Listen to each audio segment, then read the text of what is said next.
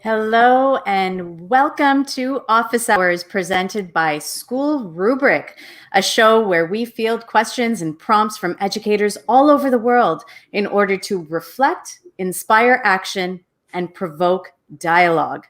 Last week, a few of our regulars, including me, took a break to enjoy the episode with Che and three other incredible educators as they discussed fitness for the mind and the body.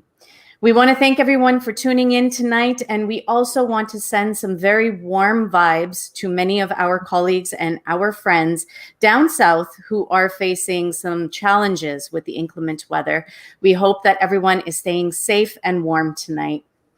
This week, we are joined by three incredible and outstanding voices in education to talk about something that is very near and dear to my heart, STEM, science, technology, engineering, and math, and more specifically, some of the issues and solutions that we see in getting more women and girls to participate in STEM-related fields. So I would love to give a very warm welcome to our guests today, all STEM experts in their own right, Becky Schnesker, Naomi Meredith, and Chris Woods. We'd love to hear a little bit more from each of you tonight and your work with STEM before we jump into today's questions. So, Becky, I'm going to start with you. Tell us a little bit more about yourself, your work in the STEM area, and what you love about it. Oh, what's not to love, first of all? Right, I'm right. My name is Becky Schnesker. I'm a K-5 science educator-explorer from Virginia Beach, Virginia in the United States. And I have been an educator for 15 years. My role in STEM is to really make it accessible to all students, no matter where they come from, geographically, ethnicity, gender, anything.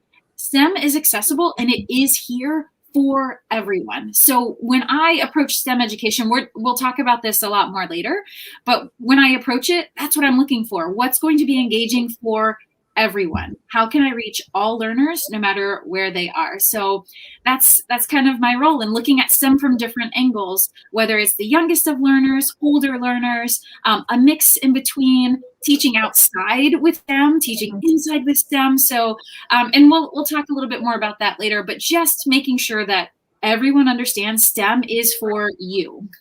Love that, Becky. Thank you so much. And we see everything that you're doing with your students outside, especially. Love it so much. And totally love that idea of making STEM learning accessible for everyone. Thank you. Naomi, we're going to jump to you next. Tell us a little bit more about yourself and your work with STEM. Awesome. Thank you so much for hosting. I'm Naomi Meredith. I am a former classroom teacher turned current K-5 STEM teacher. So part of my week constitutes with me teaching STEM as a specials 3 days a week to K-5 in my school building. And then the other 2 days of the week, I also co-teach with teachers in my building to help them implement technology in STEM. And then if I'm not busy enough, I also do the tech management as well. So I have, it's really great to get to interact with all the students in my building and just see that progression of learning from when they're really little and up to 5th grade. So it's been really exciting to plan lessons for them in this innovative space and just try new things that relate to the standards and that's hands-on and engaging. So I've really enjoyed this role a whole lot, and it's been a really great transition using my classroom skills with this STEM position. Amazing. That sounds great. I love the specificity of that role and really being able to see how students are growing within the STEM field. So that's really cool. Thank you for sharing that. Yeah. Chris, we're on to you, my friend. Welcome, and tell us a little bit more about yourself and your work with STEM. I appreciate it, Pat. Thanks for having me here. I'm Chris Woods, high school math teacher for 20 plus years, and I'm a STEM nerd. I love finding ways to make that STEM relevant, make whatever. And I think that's the key that all of us as educators, whether we're talking about STEM or anything, we want to try to take whatever we're doing in our classroom and make it relevant to that outside world, and then make that outside world relevant to what's in our classroom. And like Becky said, for every kid, every classroom, every day, it doesn't matter who or where you teach, who you teach. It's all about just helping connect every kid with those things that they're passionate about, and helping them to use that to inspire the learning that they can have going on in their life. Beautiful. I love that, Chris. I love all of those connections that we're making and just really being able to connect the learning to every student in our space. So that's amazing. I'm really excited for the conversation tonight. Before we actually jump into the first question, I do want to remind all of our viewers and listeners, thank you everybody that is tuning in tonight, that Office Hours is on weekly every Tuesday at 8 p.m. Eastern Time. So please make sure that you hit that subscribe, follow, and like button to get notified of the latest episodes of Office Hours and all of the other incredible content from SchoolRubric. So let's now go ahead and jump into our first question and get this conversation rolling. It comes from us to one of our really great friends and regulars on the Office Hours show, Charles Williams. Hey guys, Charles Williams here from CW Consulting, host of the Counter Narrative podcast and future co-host of SchoolRubric's newest project, Inside the Principal's Office, airing this Saturday, so make sure that you go and check that out. Now listen, as a K-8 principal, I realize that STEM subjects have traditionally been dominated by our male students, especially at the higher grade levels. So what I wanted to ask you is that what can we at the elementary level do to instill and encourage more female participation in this field? All right. So this is a very interesting question. And Chris, I'm going to start with you here because you are, the high school teacher. And so maybe you're seeing this a little bit more of us elementary teachers. Are there more males in the STEM fields? And if so, what should we be doing at the elementary level to bring some more girls into the equation? Well, you're right, Pav. I do teach high school math, and that's kind of what I've always taught for years. And I can really see those kids, and they come to high school with whatever their passions are. And for us as high school educators, we have to try to find ways to connect their passions to the learning. And if that kid is interested in whatever, you know what, there's a STEM connection to it. And if we're doing our best as a STEM educator, we can find those connections to whatever they're interested in. If you go back 50 years, college participation, 58% of the people in college were males, but today 56% are women at college. So they've taken the lead now in STEM subjects in college. They're still below 50%, but it's rising. And I think as more and more girls, as we carefully use words, like when we just say, "Hey guys," to our classroom, don't say that. Hey everybody, hey geniuses, hey scientists, hey innovators, hey inventors. Use those words that inspire all of your kids.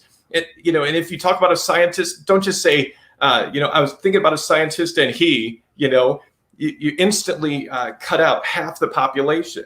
We have to think about just those little things that we do, whether it's some posters in our classroom. It doesn't matter what it is. Just sometimes it's just those little things, showing a video to the class of a real scientist doing. And YouTube is filled with great videos of people in amazing careers doing stuff. The more kids start seeing it, the more they're going to think it's just the regular thing to do. Oh, I love that. I love that. So we got to start by making sure that girls are seeing themselves within those STEM fields. So making sure that the language matters. So we're using the correct semantics to make sure that we're not cutting out half of the population. That's such a great point. And then there are so many rich resources that are out there. Yeah. Talking about careers, bring more women into the mix. It's not inaccessible. We can bring those things into our classroom all the time. So really great points and great insights to start with. So Naomi, I'm going to jump to you next because you've got a very specific role that's related to STEM in the K-5 role. So tell us a little bit about maybe what you do or what you see with girls in the really younger grades and how we could be maybe pulling them into science a little bit more. Well, I think, Chris, you've been in my classroom because I do share about other people in STEM. I do these STEM warm-ups where I have various people of all sorts of STEM professions. I try to use modern day, but in the past as well, of people who are making a difference in our world in the STEM field. So I feel like you've just been in my room and you know exactly what's going on. But I do that as a quick version and just calling my little engineers. My kindergartners, for sure are the most energetic about STEM projects and just keeping that energy throughout all the grades. It's really awesome that all the kids do get to come. So it isn't a choice. I mean, they get to come whether they like me or not, but they all get the chance to come to STEM, which is so amazing. But then also in typical years, I've been able to host clubs. And I stepped out on a limb last year and actually did a girls only robotics club. And so they hadn't had that at my school before. I was a little bit nervous, not so much from the kids, but from the parents' reaction. And they were actually very, very supportive of it, which was really great. But it was just a great way. That we had 4th and 5th grade girls part of this robotics club. And there's some design elements in there. And then we actually got to compete at our district's first ever RoboCon. And so it was really powerful seeing our girls in this club because we were the only girls only club at this event in our district. So I think it was just meaningful to just step out and try something new, even though not everybody was doing it per se, but really encouraging that. And I've had girls this year ask me about it. Of course, it's different this year with club situations. I haven't been able to do clubs, but just getting girls excited and noticing their peers be participating in something that's really meaningful and powerful and representing our school, which was really awesome. Love that. And I see that Tracy has jumped in, celebrating you for stepping out on a limb. We have to be risk takers. That's wonderful. It's such a great thing. Do you feel, I'm just going to ask a quick little follow-up question. Do you feel like the girls had a little bit more confidence in competition when they had the opportunity to practice together and sort of have that guidance from yourself as well? Yeah, it was so interesting because these girls weren't necessarily best friends in the classroom. And so they became really close. It was for half of the year. So they were together a lot and they got to show their knowledge to a real life audience. So of course we were together and they're hanging out with me and we're trying all these robotics, but then they got to perform with what they are doing. So that was really amazing. And some of those same girls are back this year and they actually are really good friends now. So that's been really cool to see, just building those connections as well. I know we're talking about STEM, but just building that community with those girls has been amazing. That's so great. And those relationships probably have become so much more strengthened because of that bond. So that's fantastic. Yeah.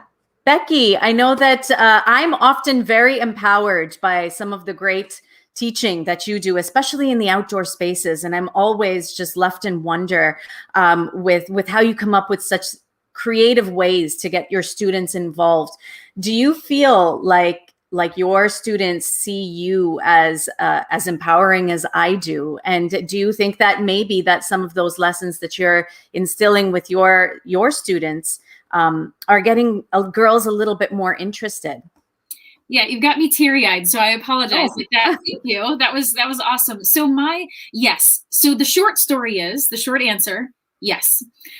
So that makes me teary-eyed that you said that you feel empowered and you're asking me, are my students empowered when they see me as a woman or as a girl in STEM doing this work as well? And that short answer is also yes, but it goes deeper. The reason I get emotional about it is not just because that's super important to me as an educator and as a professional, but when I was 8 years old, sitting in a 3rd grade class, I was told by my teacher that I wasn't good at math.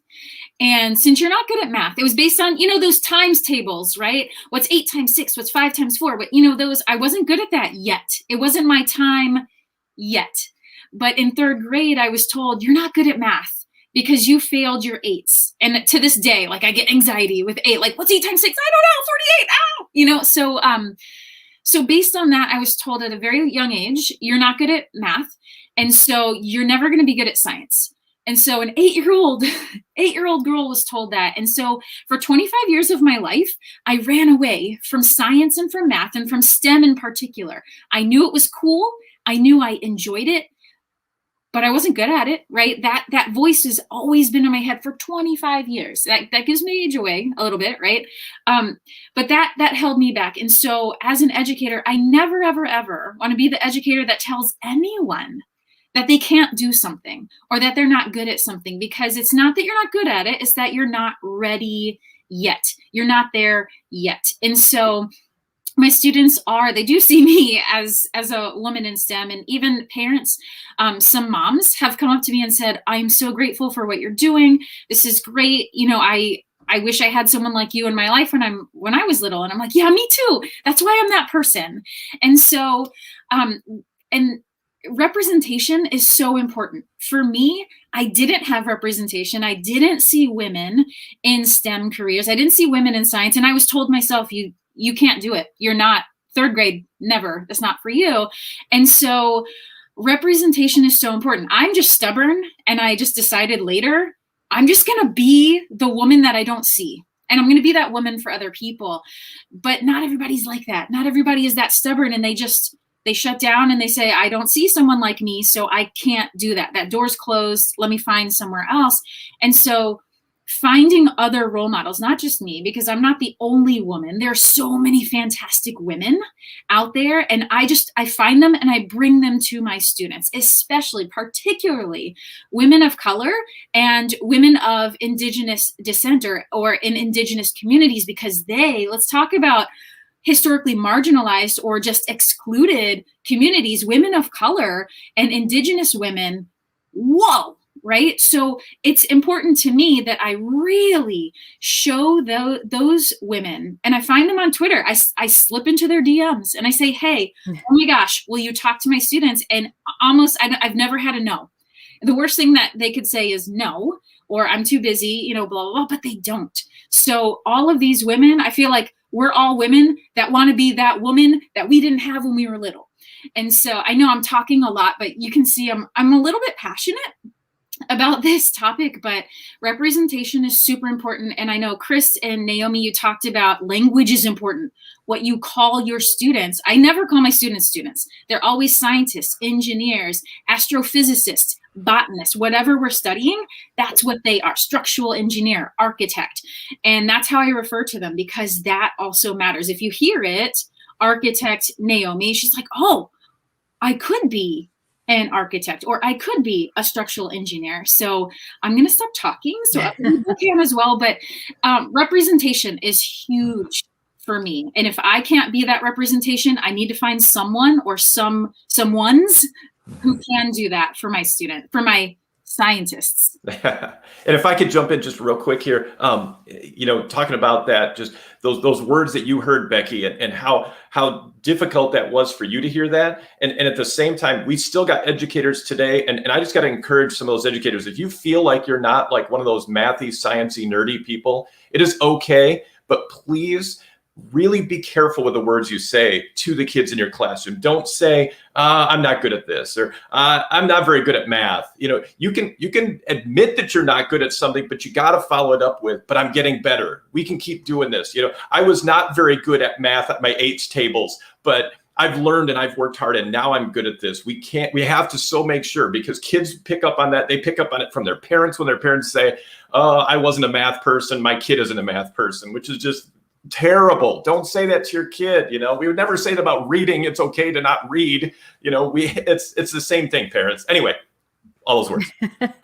Guys, this conversation is so rich, and I've got chills listening to you all talk about your passions. And I can definitely tell that we are very passionate about this. And I'm sure that we could talk for hours and hours and hours about this topic, but we do need to move on to question number 2. So let's jump to the next question. It comes also from someone who is familiar to us, Spencer Sharp. He is a STEM educator from Indiana and the other half of the Innovative Teacher podcast with Naomi Meredith. Let's listen to his question. Spencer Sharp here from the Innovative Teacher podcast with my daughter Sophie. And our question is, we're starting to see a lot of more STEM products be pink and purple, which are more traditionally female type of colors. Are they trying to gear products more towards girls, and do you think this is making it more accessible for females? Thank you so much. Can you say bye?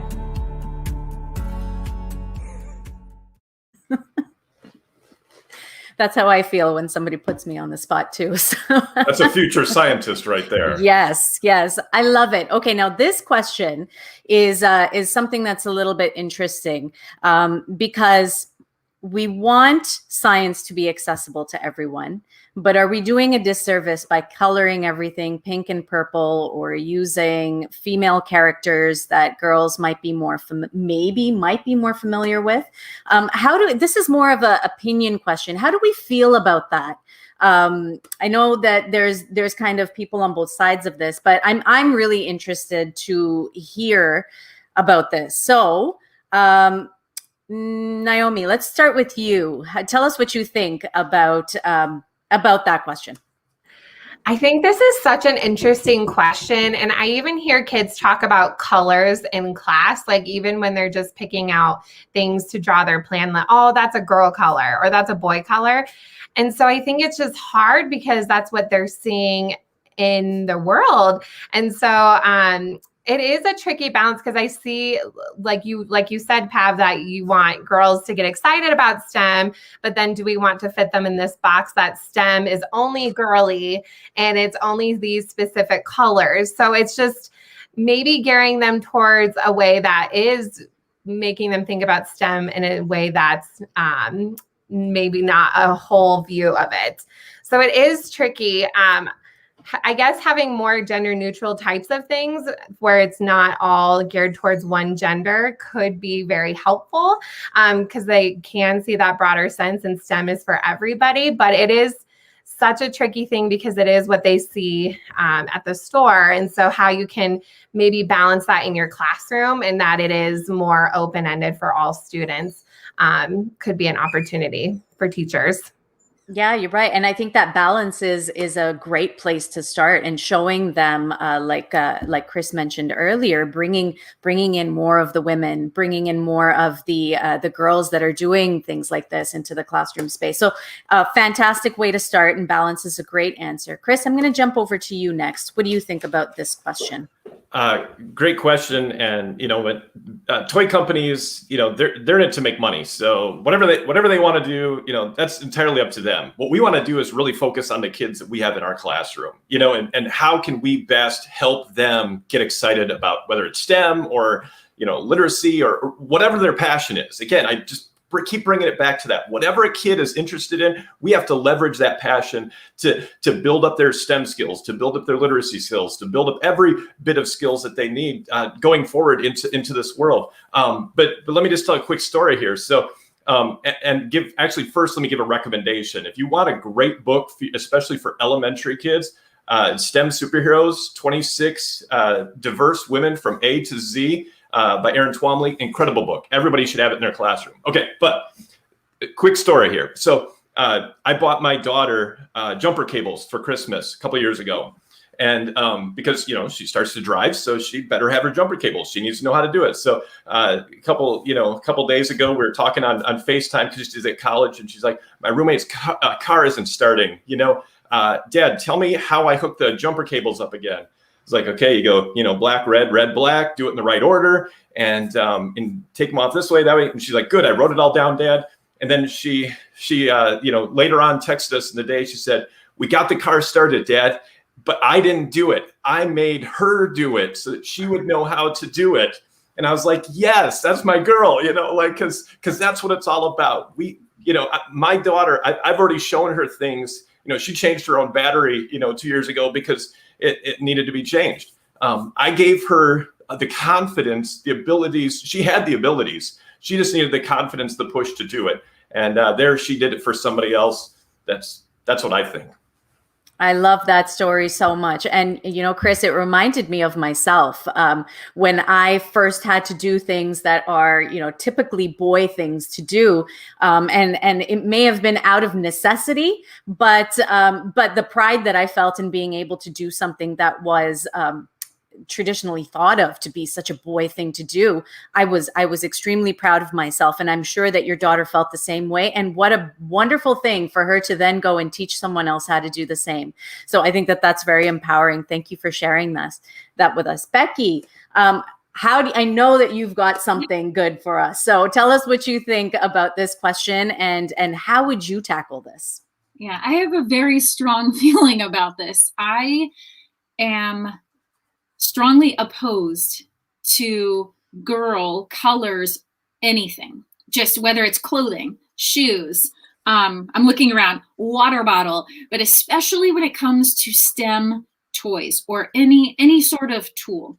That's a personal opinion, because I feel like it furthers the stereotype that, oh, you can touch this hammer because this hammer's pink, but don't touch the silver one over there. That's for boys. That's just in my head. And that might be something that I just personally struggle with. But that's my fear, is when we start saying, oh, these Legos are pink and purple, you can't play with the blue and green, all the other colors, right? Pink and purple, that's all you get. Every other color is for boys. I feel like it furthers the stereotype. I feel like it blocks opportunities for boys and men as well, right? If these pink ones are only for girls, then that boy who wants the pink block can't have it, because that's not for boys, right? So I just feel like it's harmful. It can be harmful on both sides. If you don't, I know Naomi talked about the balance. If you don't have that intentional balance, I just choose not to have the balance, and I just choose the generic, here's the creator pack of Legos, or here are the robots. Here are the materials we're going to use to build greenhouses outside. There's no color association at all. Everyone just uses the same stuff. And so I try to avoid that at all costs. I don't want it to do more damage than it does good in that situation. So and even when it comes to clothing, when my own, I have a boy and a girl, and when they were young, I did not dress them in pinks and blues. Whatever color, like, you're gonna wear this, or, so I just, in general, I don't like the idea. I understand it. I think if it works, if it gets more girls and women in STEM, okay, but please don't let them just touch the pink and purple. Please let them touch the blue and the green and the brown and the regular tools. I'm pretty sure Chris's daughter's jumper cables weren't pink and purple, right? They were red and black, because that's what jumper cables are. There's no girl jumper cables, boy jumper cables, right? So that's I'm going to leave it at that. Yeah.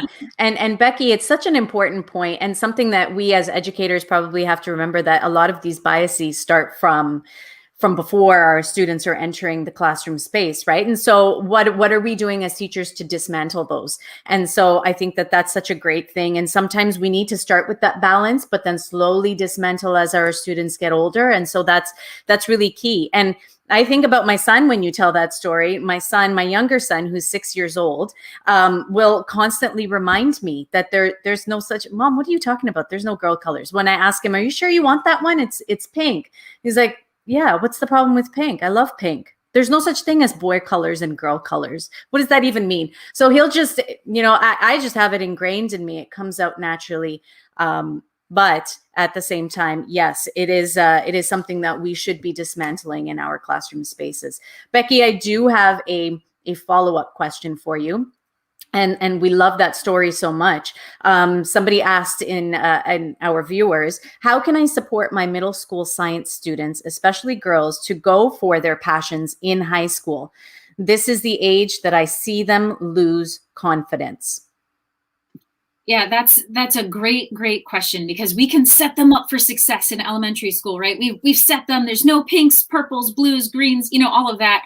But then when they're out of our hands, and then the real world, so to speak, starts to hit, and you see that pressure, and you stop seeing women and girls, or you stop seeing educators who look like you or are pushing you into those STEM fields, because that's important too, to have those mentors. Connect. You might, as the parent or as the educator of middle and high school students, you might have to make those connections. Go out to Twitter, go out, find a local engineer, or find someone who can be that role model, who can be that mirror, who can be the window for your girls. And then I would even take it a step further and reach out personally and say, hey, can you meet with them? Or can you video chat with my daughter or this group of girls? Or can you just use your cell phone, do a selfie video and just say, hi, Naomi, I am Erica from, whatever, and make that connection, because that matters too. We have there is a lot on YouTube, like we talked about before, so many resources, but when someone calls your name, you're like, that's me. I'm Naomi. I'm Chris, I'm Pav, I'm Becky.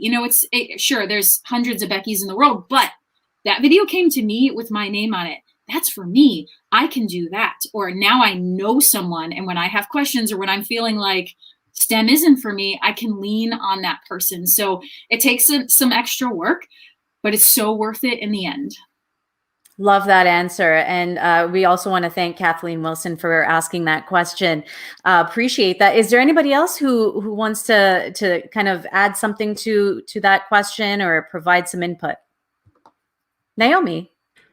So with those connections, I think that's a great idea. I wonder another connection you can make is if you are the middle school, how you could partner with the high school and how maybe some of those high school students could come and talk to the middle school students about their experiences and the positive things that they've tried and even sharing those projects. I think that could be super powerful as well because they're peer role models, so they can see this might be me in a couple of years, and it's just super relatable as well. So that could be another connection as well. Amazing. Thank you, Naomi. And again, Kathleen, thank you for your input, for your comments. And we appreciate everybody who sort of asks questions, throws in some comments during office hours. We love to engage the audience as much as possible. So we really do appreciate that. And guys, it's already past 8:30. Can you even believe it? It feels like it has been a very short episode today, but we had some really rich and tremendous conversation tonight. And so it is time for us to wrap up. So I do want to thank our guests today, Becky Schnesker, Naomi Meredith, and Chris Woods. We truly appreciate you coming in to talk to us today for office hours and sharing your STEM experiences. Just a quick reminder that office hours is on every Tuesday evening at 8 p.m. Eastern Time. And we will be back next week with our regulars, Charles Williams, Tracy Browder, and my partner in crime, Che Cheney. So please do remember to tune in next week. And also want to remind you about Charles Williams' new show on Saturday morning, his new project, Inside the Principal's Office. So please check that out this coming Saturday.